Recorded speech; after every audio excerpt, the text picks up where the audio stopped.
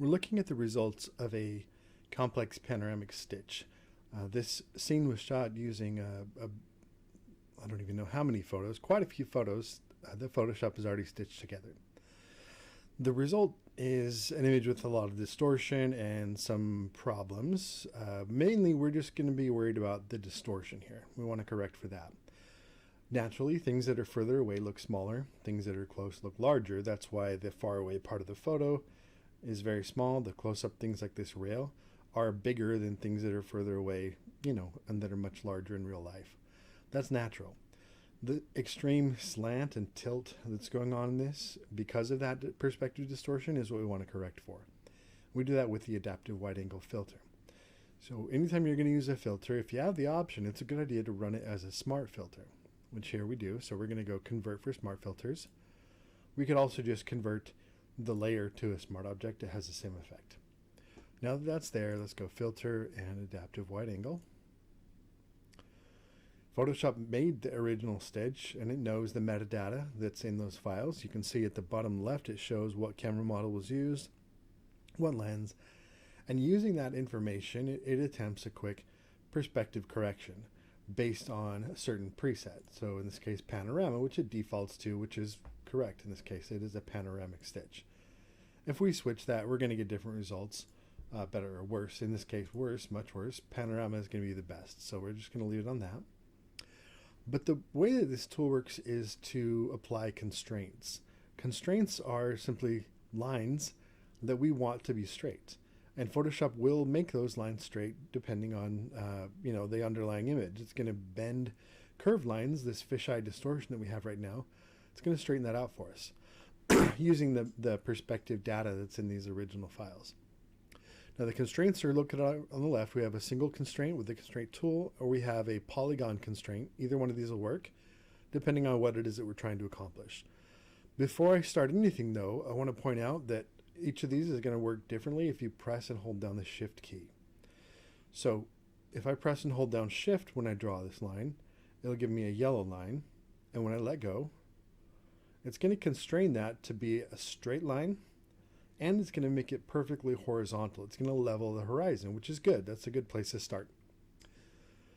In this photo, because it's taken at an angle into this structure, which has got some kind of square lines in it, we don't actually perceive any of that as being level other than the horizon. That's the only thing in this photo should actually have a yellow line on it, is the horizon itself.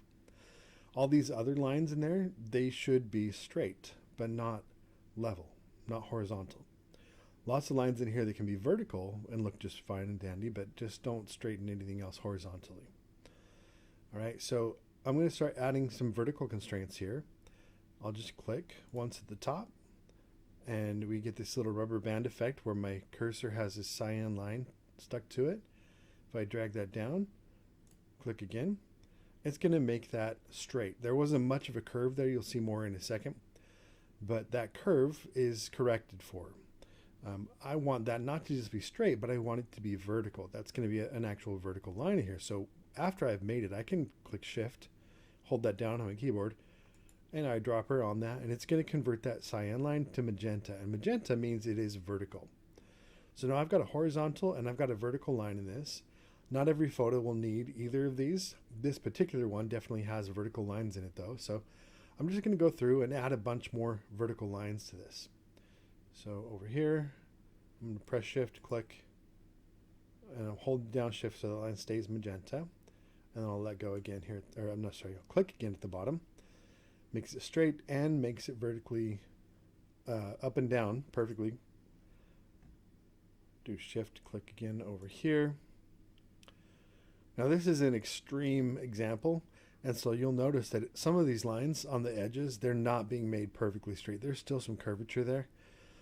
Don't worry too much about that. We're going for, close enough with this image. I'll show you here in a minute what yours should look like at the end. But if you'll notice that I can grab these points and I can move them after the fact if I decide they need to be adjusted a little bit. That's not a problem.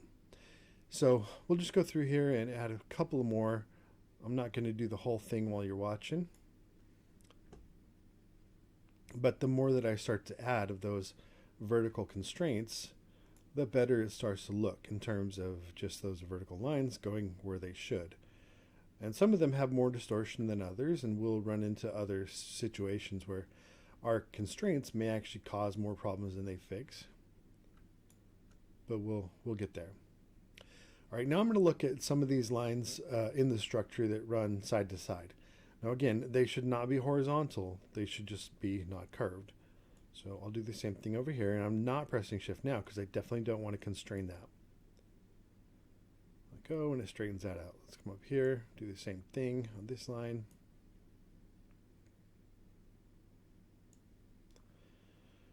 And it's just a process of clicking and finding anywhere that there's a curve and adding a line on it. So it's not a complicated tool to use. Photoshop's doing all the work.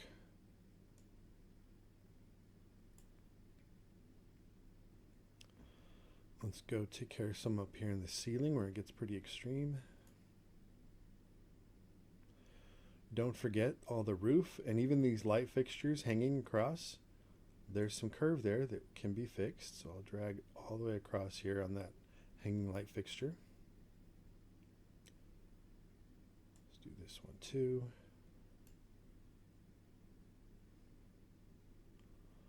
And if you look, there starts to get these really ripply parts right in here. So we're adding new problems, but if you can see it, that blue, that cyan line is constrained really well to that curve. And when I let go, it's going to straighten it out. Okay, so you just keep going and going and going until you've taken care of all those problem areas. All right, I'm going to pause the recording for a second and I'll go ahead and finish this up. It'll only take a minute or two, and then I'll show you the finished results.